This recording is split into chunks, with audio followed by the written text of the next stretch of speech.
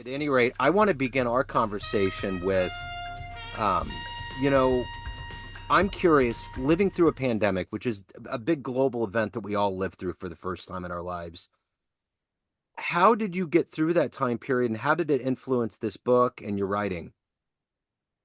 Well, living through the pandemic, kind of, it helped me to stay at home for one thing, and it gave me some time to, like I'm here in the office, it gave me some time to look around and see some of my other writings, uh, which I normally stay away from and try to just focus on one.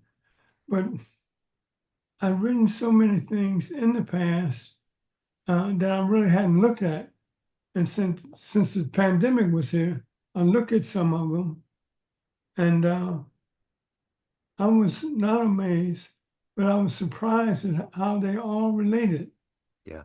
And those relationships helped me to renew some of the things that I had begun to write. And I'm I'm not surprised, but your past writings really are footsteps to what you write about in the future. They were Certainly. for me. So take me back to where you were born and raised and how this love of writing and books, how did all this begin? I was born in Cincinnati, Ohio, and fortunately, we had some great libraries there. And my stepfather didn't like for me to like, boy, don't be bringing those books to the table, and stuff like that. And I was luckily, and I don't know why, in school, we had some schools that in the neighborhood didn't press me on, but after the sixth grade, I was sent to this college prep school, and they kind of pushed me and Yeah. pushed me. And in our neighborhood newspaper, they let me write the obituaries. Now, obituaries allowed me to do one thing. People in our neighborhoods may not have had college degrees, but they had things like head of the usher board, or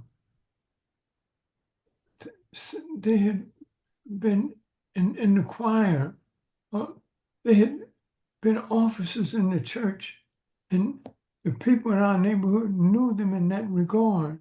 Yeah. And when they died, so and so and so, head of the usher board for 15 years, and they knew these people. These were icons in our community. Yeah. So they died, their sons and their daughters, and those were real people to me. And in our neighborhood, it would be like somewhere else, they would say, such and such and such, uh, VP at Procter and Gamble. You know, these were our VPs in our neighborhood. Uh-huh. And that's where I got my touch of humanity, writing for the people in my neighborhood who had died, but who were members that made our community live through Yeah. their death.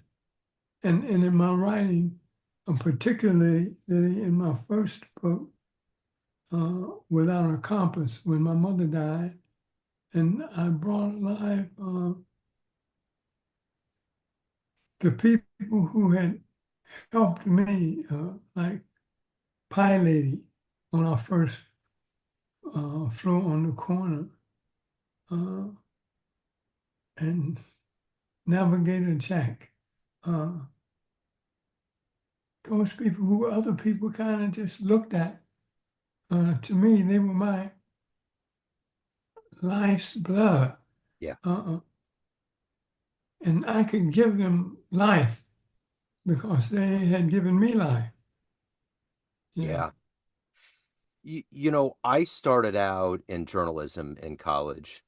I came to the game late, but I remember I've talked to people about writing obituaries, and it's one of those places Ah, that's a starting point, but they talked about how influential and what a big deal it was. And it's not as easy as you think. And you get such an introspection. I mean, what a great way of getting in, and you get a look at the entire abstract of everybody's life. Right. You Right. know, you get to celebrate that last moment that is all in all of our brains. We're not getting out alive.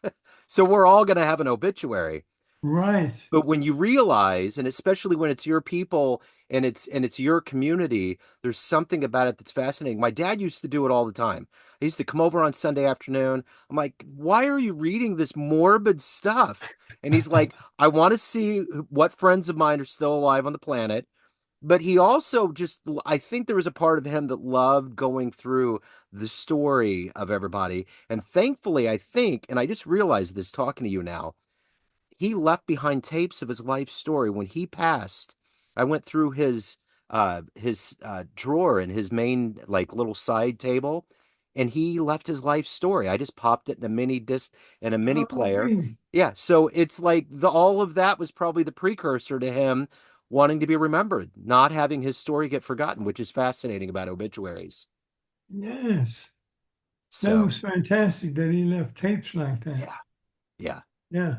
And it was wild. So I want to know, delving into that fantastic Cincinnati public library system, what was the first book that you read that really opened your mind up to reading more or wanting to write?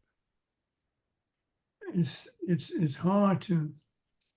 I was really into fiction, and Moby Dick was one that I was into. Yeah, Three Musketeers. yeah, I was really into those individuals and how they were together. Uh, I, I was into books where relationships among individuals were really important. Uh, Later, I got into poetry. yeah, Uh, uh, Nikki Giovanni was important to me yeah, uh, for many reasons. Not just because she was a black poet, that wasn't important. Well, it was important, but the things she said about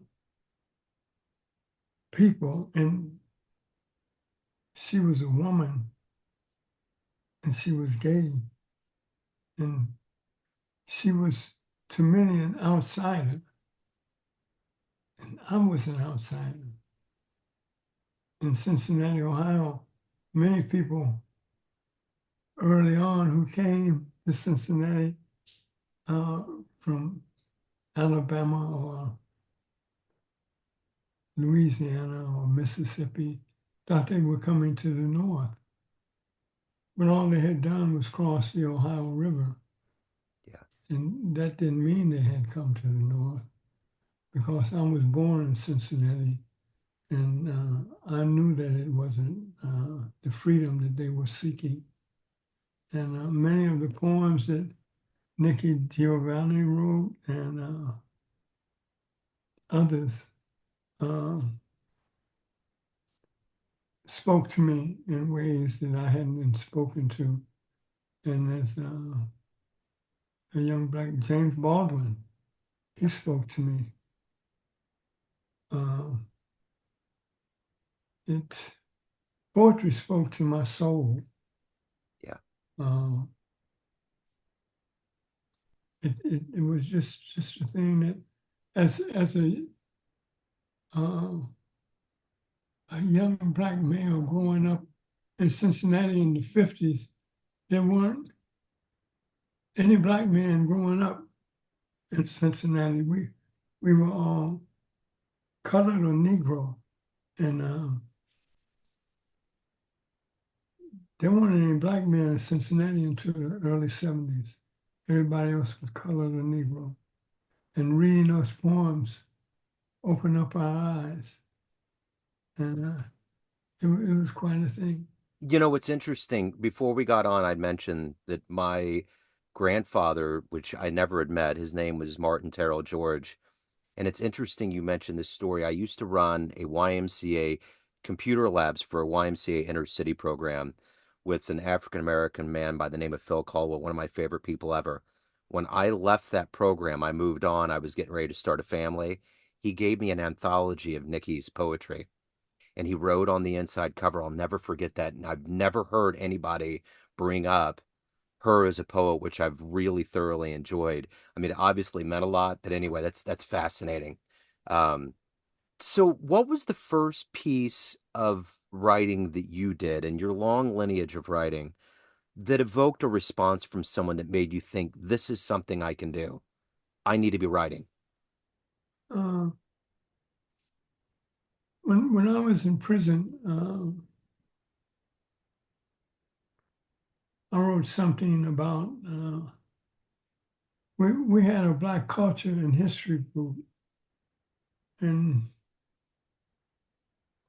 I just wrote something to, well, it was basically to the fellas, but the administration picked it up, and all I meant was that uh, even though we're in here, that we were in here for ourselves, and that meant that regardless of us being in here as prisoners, we were in here as men. And as men, it made no difference what the prison wanted us to do. We had to do what we needed to do Yeah. for ourselves. And as such, we had to set some rules and demands on our own behavior. And that behavior had to be true to what our goals were. And that started me off on writing some things that made my life in prison goal oriented. Yeah. And I began to write stuff that went to the Cleveland Call and Post. Uh, I began to write some stuff that eventually I matured to write for a magazine. I can't remember the name of it, but that started me off on writing stuff. Uh, I'll cut this on.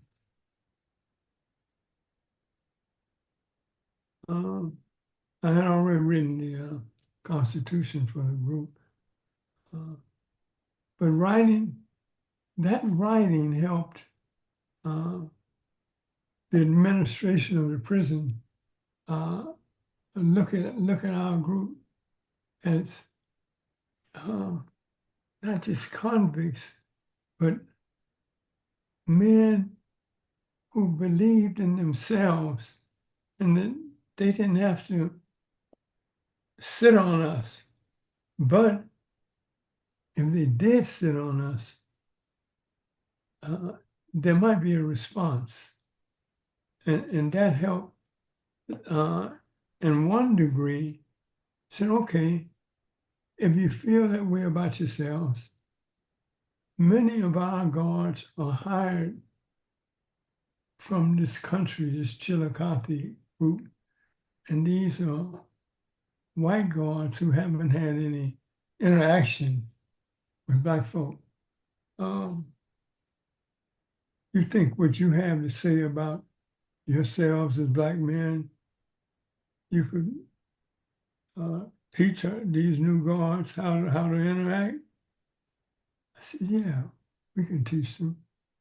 So we ended up having a class to teach the guards how to interact with inner city Black folk. Uh, that was interesting. Yeah. So what did you want to be when you were a kid in Cincinnati? What was your dream to grow up and become? Uh, well, I really didn't know what I wanted to be Yeah. uh, because there were so many things that I couldn't see. Uh, in my neighborhood, most of the people that I saw were either coming from prison on their way to prison. Yeah. The guy is older than me. And the guards that I had were like a few miles away at Crosley Stadium. uh, Vader Pinson and uh, the other guys who were playing baseball, Frank Robinson, those were my gods. Yeah, I grew up listening to them first on the radio. Then, when I was 14, I saw Lemonade in the ballpark. Those were my gods, you know. And I played Little League baseball for a while. But it wasn't until I went to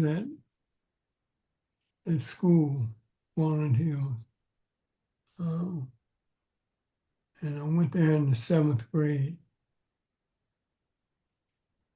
That's when I began to really see that I could be something other than the guys that I knew growing up who were either coming home from prison or going to prison.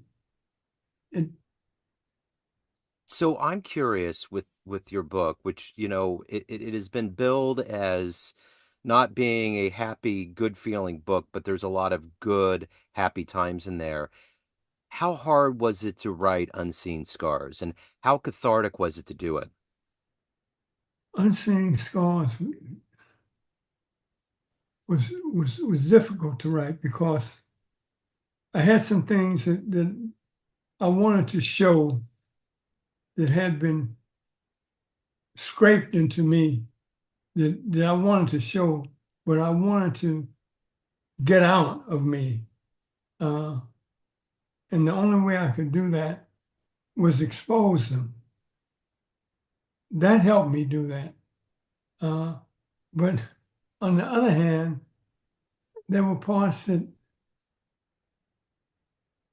were there that weren't hard, that were playful, that were fun. Everything that's in that book wasn't mean or hard. They were joyful. There were some things that were, even under the worst circumstances, there's still joy. And I wanted to show that even in the worst situations, there's places you can find things that are fun. Like when my father would say,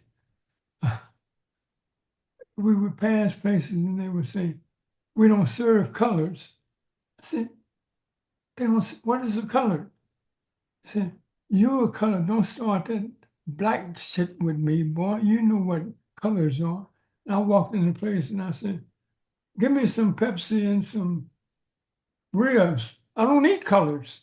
You know, to me, that's funny. They don't serve colors. I don't eat colors. Yeah, You know, stuff like that. yeah. You know, it's it's it's, it's right there. But go ahead. No, no, no. I was just curious. You'd mentioned prison. You'd mentioned, I know that there's a lot of times that you had mentioned in your book that were difficult. Who was that hero, that inspiration that got you through everything to this point in your life?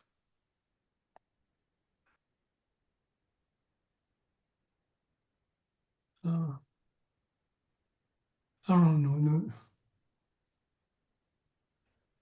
The one guy that I've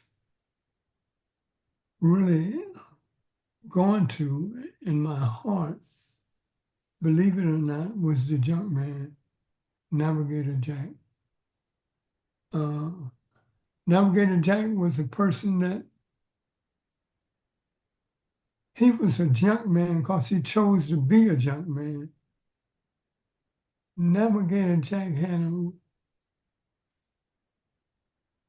a quiet royalty about him that I could talk to Navigator Jack and look in his eyes, and I connected with that royalty. But what I liked about Navigator Jack, you you couldn't put him down. He could do anything that he wanted to do and maintain his dignity, even as a junk man. Now, when I couldn't get a bicycle, Navigator Jack said, Junior, come with me. You can have a, until he took me to the junkyard, and we went through the junkyard, got a bike frame, we got a bike seat. Uh, we put together a bike that I used to ride like it was a Rolls Royce. And it would take me anywhere I wanted to go. And what I liked about Navigator Jack, and I carried through my experiences, when I went to prison even, is that he had a dignity and a royalty that wherever he was, he kept that dignity. He was a junk man, but I put him in both of my books, that he wore shoes that were a bit too big for him, but it made no difference. If you looked into his eyes, or if you told him a secret, it was between the both of you, and you knew it would stay between the both of you. Yeah. That was Navigator.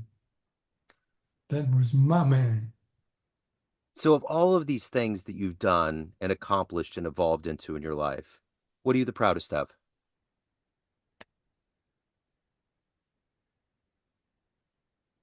I am the proudest of getting an education because despite my having, uh, I've been a drug user, I've done things that society would have condemned me for. I've been in situations that many others have been in and have not recovered from. And people have talked about freedom. Freedom is just, it's just a blank hyperbolic expression, unless it's hung onto something. True freedom for me is not an expression, it's something that must be built. You must construct it. And for me, it had to be constructed on education. That was something I used to tell the brothers in the joint. I said, if we get an education, that's something that cannot be taken from us, Yeah. even in here. And that's where I got my college degree, which led to my Master's of Science in Journalism when I got out. It made no difference that I had a prison sentence. I became a vice president at a university because I had an education and I used it. And if I were a preacher or a pastor, that's what I would preach. I would preach, brothers and sisters, but especially brothers who have a prison background. You better get an education. That's what I would preach. And that's what I'm proud of, my education. I love that answer. So, Unseen Scars is the latest book. If anyone wants to pick that up, they want to reach out to you, look into any previous works, where's the best place for people to go? Well, right now, the best place is Amazon, Barnes and Noble. Those are the two best because they have the widest distribution. Yeah. Martin, this has been illuminating. Your wisdom, your insight, your warmth. Thank you, sir. Thank you for your story. Thank you for your time. I hope we've given everybody a taste of your story and they get the book and delve in more. So thank you very much. Best of luck with all your future endeavors. Well, you have given me an opportunity to share. And to me, that's more important, to share what we've learned. And you know that better. And that's why you got your program, Yeah. to share what others have. And you're doing the same. I love it. I'm so glad that we ran into each other.